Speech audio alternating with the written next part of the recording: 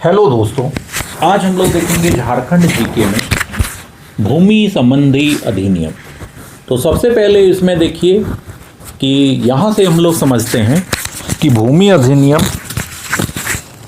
तो सबसे पहले प्राचीन काल की बात करें तो यहाँ पे बाहर से आके और यहाँ भी रहने वाले जो आदिवासी बंधुजन थे, उन्होंने सबसे पहले, जैसा कि है कि जंगल झाड़ की अधिकता के कारण इसे झारखंड कहा जाता है, तो यहाँ पर जंगलों को साफ करना चाहा और उसको काट कर गांव एवं खेती के लिए उपयुक्त बनाया। अब यहीं से सारा कहानी शुरू होता है, भूमि संबंधी अधिनियम।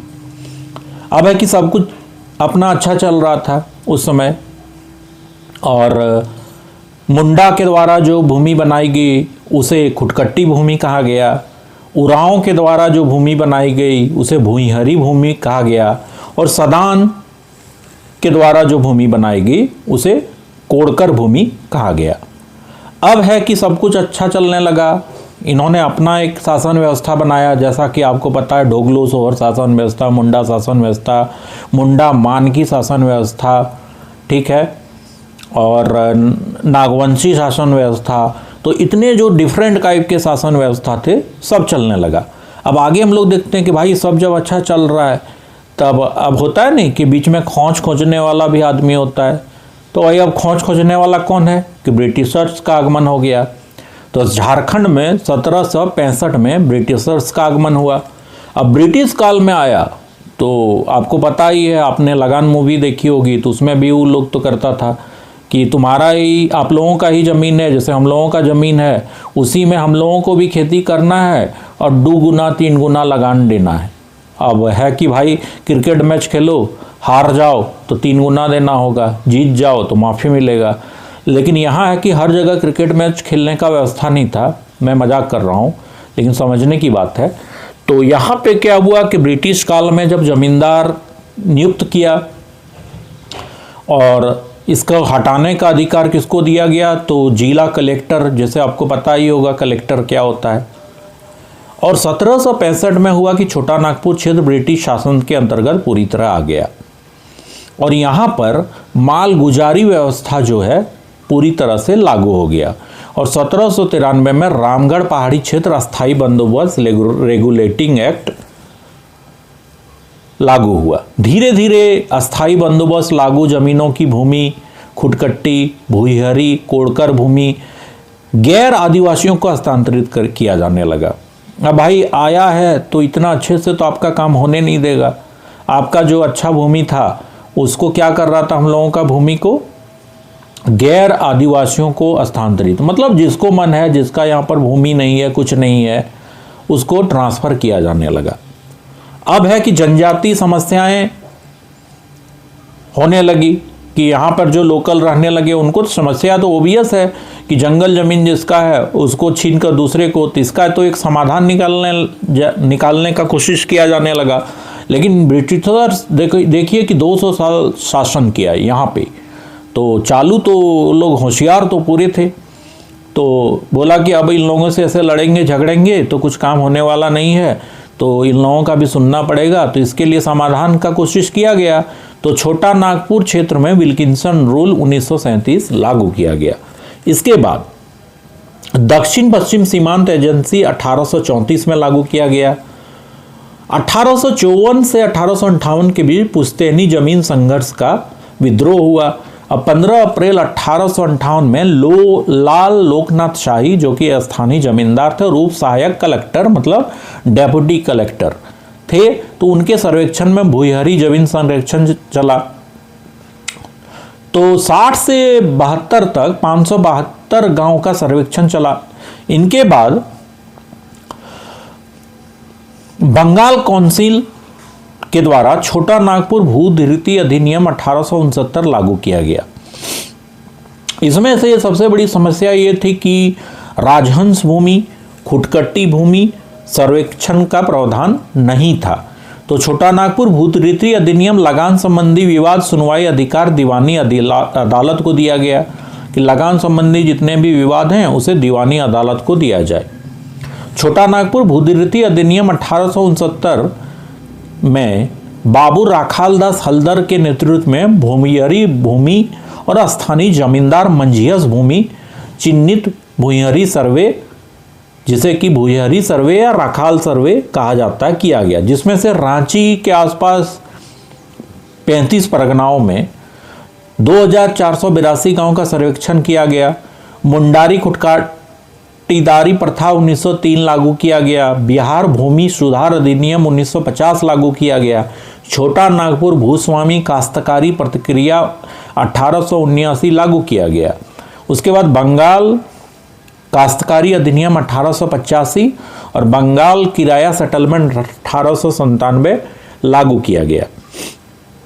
अब है कि खुटकट्टी भूमि के प्रकार हम लोग देख लेते हैं सब टर्म। खुटकट्टी भूमि किससे कहा जाने लगा, तो जंगल साफ करके खेती युक्त भूमि। इसके बाद से है एक भूमिहरी भूमि, तो उरांवों द्वारा जंगल साफ करके जो भूमि बनाई गई जिसमें वंशानुगत स्थानांतरण होता था, उसको खुटकट्टी भूमि भूमिहरी भूमि कहा जाने लगा। उसके बाद मंझियस भूमि में पहाड़ा राजा की भूमि थी जो कृषि योग्य थी और जिस पर कर नहीं लगता था। अब चलते हैं राजहंस भूमि। तो ये भी एक भूमि का प्रकार है जो राजा द्वारा खेती हेतु, मतलब राजा द्वारा किसी व्यक्ति को खेती हेतु दिया गया हो और जिसमें लगान कर वसूल होता हो। इसके बाद एक भूमि का प्रकार है छत्तीसा भूमि। तो अधिक उर्वर भूमि ये होता है और नगद कर दिया जाता है, निश्चित अंतराल कर, चाहे फसल उत्पादन हो या ना हो। इसमें एक समस्या थी कि इसमें फसल उत्पादन होगा या नहीं होगा फिर भी कर लगेगा। और एक ये भी कहा जाता था कि इसमें 36 आदेशों का पालन करना होता था काश्तकारों को, इसीलिए इसका नाम छत्तीसा भूमि कर दिया गया। इसके बाद से और एक भूमि आ गया, मुरली छत्तीसा भूमि। इसमें ये नहीं है कि मुरलीधरन बॉलिंग करेगा इस भूमि पर, वैसा नहीं है, ठीक है। ये है मुरली छत्तीसा भूमि। तो इसका प्रकार का नाम है, तो ये होता कि लगान हेतु कोई उपवन जिसमें नहीं होता था, तो वो है मुरली छत्तीसा भूमि। अब है उठकर भूमि। ये निम्न गुणवत्ता वाली भूमि दौन भूमि होता था जिसमें फसल होगा तो ही कर लिया जाता था, अगर नहीं हुआ तो आराम से मौज फरमाइए, बैठिए, कोई दिक्कत नहीं है। इसके बाद है कोड़कर भूमि। टाड़ जंगली भूमि किसानों द्वारा कोड़कर भूमि। कोड़कर भूमि से देखने से ही लगता है कि कोड़ा हुआ भूमि। इसमें से भी टाइप्स होता है अरियत, बाभन, बवाला, खनवत, खंडवत। एक है भेंट खेता बटखेता। तो मंझियस भूमि पर बेगारी करने वाले मजदूर भेंट स्वरूप दी गई भूमि। इसके बाद है महतोई भूमि। महतो का भूमि को दिया गया भूमि जिसमें विक्रय हस्तांतरण नहीं होता है। केसरे हिंद भूमि। इसमें केंद्र सरकार का दायित्व होता है लेकिन राज्य सरकार को देखरेख के लिए दिया जाता है कि आप देखरेख इसका कीजिए, और भूमि का बंदोबस्त लेकिन नहीं हो सकता है। इसके बाद है रेयती भूमि। किसी व्यक्ति परिवार खेती करने हेतु धारण का अधिकार। अब है खास महल भूमि। निजी व्यक्तियों को निश्चित अवधि पट्टे पर दिया जाने वाला भूमि है खास महल भूमि, जिसमें विक्रय का अधिकार नहीं होता, विक्रय नहीं होता है। मजरुआ भूमि। तो कृषि योग्य भूमि, इसमें जमींदार भूस्वामी द्वारा कब्जा होता है। ये भी दो टाइप का होता है, एक होता है जिरात भूमि जो कृषि कार्य होता है, एक होता है मजरुआ खास भूमि जिसमें कृषि कार्य नहीं होता है। अब है गैर मजरुआ भूमि। तो बंदोबस्ती 1946 से पूर्व किसी काश्तकार रेयत के साथ नहीं वाला भूमि। और गैर मजरुआ आम में सड़क, सभास्थल, सरना स्थल जिसका बंदोबस्ती नहीं हो सकता है, गैर मजरुआ आम भूमि कहलाता है। अब है गैर मजरुआ खास भूमि। तो व्यक्ति विशेष द्वारा जो कब्जा किया जाता है वो होता है गैर मजरुआ खास भूमि। अब है बाइकुल भूमि। तो दलदली भूमि एक होता है जिसे धान के खेत के रूप में परिवर्तित किया जाता है। आप लोगों का भी अगर गांव में आप लोग रहते हैं तो आप लोग को पता होगा कि दलदल वाला जो खेत होता है, आपको उसी से पता चल जाएगा कि उसमें भी धान रोपाई होता है, तो वही है बाइकुल भूमि। अब एक है किसी भूमि। तो रेयत खेत में काम करने वाले मजदूर द्वारा जंगल साफ करके भूमि, ठीक है। इसके बाद है कि जो जो सर्वे हुआ है, तो एक सर्वे है थाकावस्त सर्वे 1840-50 में हुआ था, जिसमें सरकारी आदेश सभी संपदाओं की प्रारंभिक जांच के लिए महलों के समूह हेतु नक्शा बनाया गया। रेवेन्यू सर्वे 1869 से में किया गया। और सबसे अंतिम सर्वे जो हुआ 1932 में हुआ, लेकिन आज़ादी के बाद झारखंड में एक ही सर्वे हुआ 1960-64 में, वो सिंहभूम एरिया में किया गया। Thank you for watching.